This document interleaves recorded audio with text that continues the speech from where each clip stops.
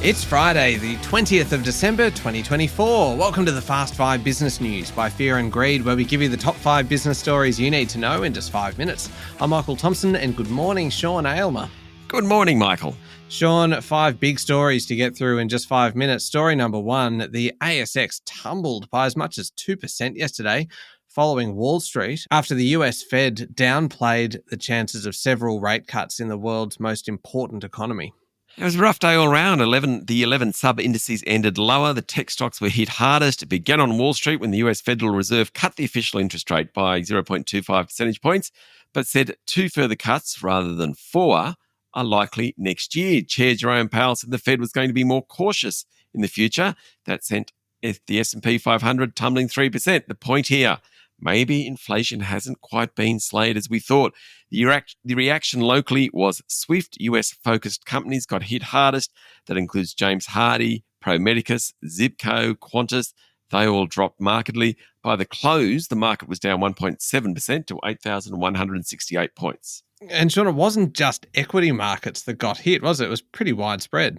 Yeah, the Aussie dollar certainly felt it, tumbling to just below 62 US cents at one point. Its most recent low is 61.69 US cents during COVID. Bitcoin also fell back towards 100,000 US dollars a unit. Iron ore futures were lower. Gold was lower. The Bank of England came out and made similar comments, dousing expectations of a big rate cut in that economy. You know, it's looking pretty good. The Reserve Bank, they've been criticised for not cutting rates, but maybe they knew something everyone else didn't. Sean, story number 2.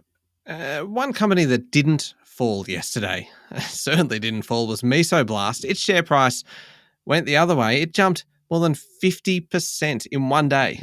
By the close, 54%. The US Federal Drug Administration gave the green light to Mesoblast's cell therapy treatment, Riconsil. It will be used to treat children for a life-threatening complication that can occur during bone marrow transplants. There hasn't been a treatment for the complications previously, and around 1,500 children receive a bone marrow transplant each year in the US. Many of those are at high risk to this. In January, the FDA recognised Mesoblast cell therapy Rivascore. That one treats heart disease in newborn babies. The company's up nearly 900% over the past year. It's now worth $3.2 billion after those 2 drugs came online this year. Yeah, staggering. All right, story number 3. International student numbers will be cut after budget figures released earlier in the week show that the government is failing to meet its goal of lower migration. Home Affairs Minister Tony Burke will sign a new ministerial direction allowing the government to slow visa processing and limit the number of international students a university can enrol. The order would replace the existing Ministerial Direction 107 and effectively introduces measures that would have been legislated had the coalition not opposed the bill in Parliament, which it was aimed at capping international students. Education Minister Jason Clare yesterday said the new direction would be fairer for regional and outer metropolitan universities, as well as TAFEs.